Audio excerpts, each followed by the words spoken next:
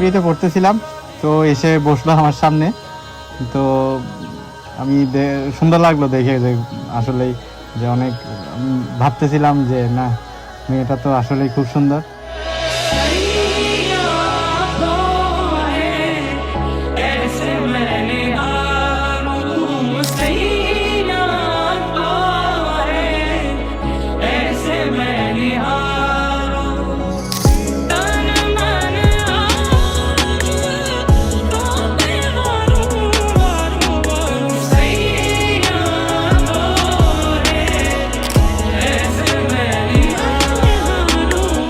বেরিয়ে গেলাম, বেরিয়ে আমি তাড়াতাড়ি আসলাম, দেখে ফেসবুকে দেখলাম, ফেসবুকে ওর নামটা সার্চ দিলাম, দেখলাম পূজা দে নাম দিয়ে সার্চ দিলাম, আবার দেখলাম মার্কেটিং এরই। তো এটা দেখে মনের মধ্যে আরো একটু লাড্ডু উঠলো যে যাক ভালো হয়েছে। আবার দেখলাম চট্টগ্রামেরই।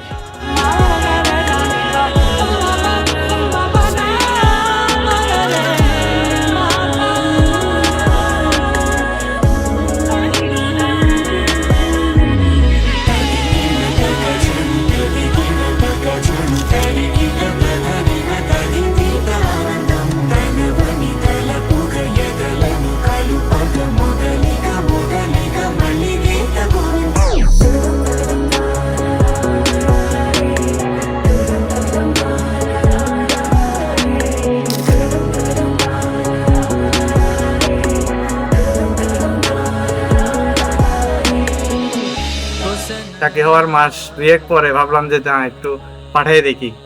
পরে ফ্রেন্ড রিকোয়েস্ট পাঠাইলাম, অনেকদিন অ্যাকসেপ্ট করে নাই। পরে ভাবলাম যে না একটু রিমুভ, আমাকে একটু ক্যান্সেল করে দিব কিনা। পরে ক্যান্সেল করি না। আমি বলি এরপরে কি হয়েছে আমি বলি। তো হচ্ছে ও যখন রিকোয়েস্ট পাঠাইছে, আমি নর্মালি হচ্ছে চেক করি না তেমন একটা। পরে অনেকদিন পরে চেক করলাম, প্রোফাইলে ঢুকে দেখলাম যে হচ্ছে মার্কেটিং লেখা আছে, এখন আমারই ডিপার্টমেন্ট। পরে আমি তো মার্কেটিং দেখা মাত্রই সঙ্গে সঙ্গে অ্যাকসেপ্ট করি, সেটা সিনিয়র হোক জুনিয়র হোক বা আমাদের ব্যাচমেট। পরে অ্যাকসেপ্ট করছি, তারপরে তো কথাবার্তা হইল আমাদের।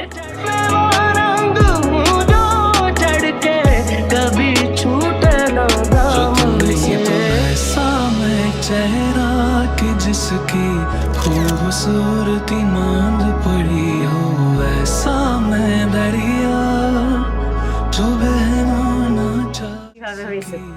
তো পরে আমরা একটা ডেট ফিক্স করছিলাম, ওই ডেটে আসলে আমরা দেখা করতে পারি নাই, আমার একটা কাজ পড়ে গেছিল। পরবর্তীতে পরের দিন আমি ওকে একটা কফি ডেটের অফার করি।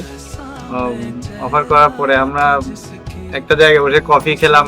মানে প্রথম আমি কোনো মেয়ের হাত ধরছি ওই মোমেন্টে। আসলে ওইটা অনেক চাই ছিলাম, আমি কিরকম ফিল করছি এটা আসলে বুঝাইতে পারবো না।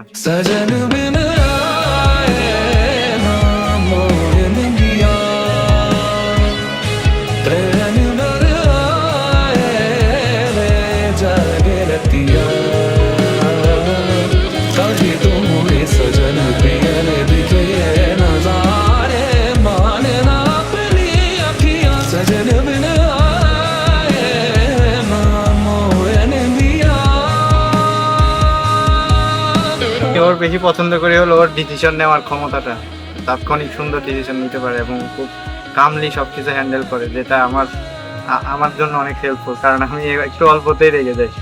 আচ্ছা। আর আমার হচ্ছে অনেক বেশি ইমোশনাল, মানে কিছু হইলে কান্না কইরা দেয়, হ্যাঁ পারতেছি না, কি করব, এই সমস্যা ওই সমস্যা, এগুলো ভালো লাগে। আর হ্যান্ডেল করতে খুব ভালো লাগে, যে হ্যাঁ ওকে বলতে ভালো লাগে যে তুমি এটা করো ওটা করো, এভাবে করলে ভালো হবে। আমাদের প্রমিস হবে যে সারা জীবন এভাবে হাতে হাত থেকে একজনের দায়িত্ব নেওয়া। আমার কাছে ভালোবাসার মানে হলো পূজা।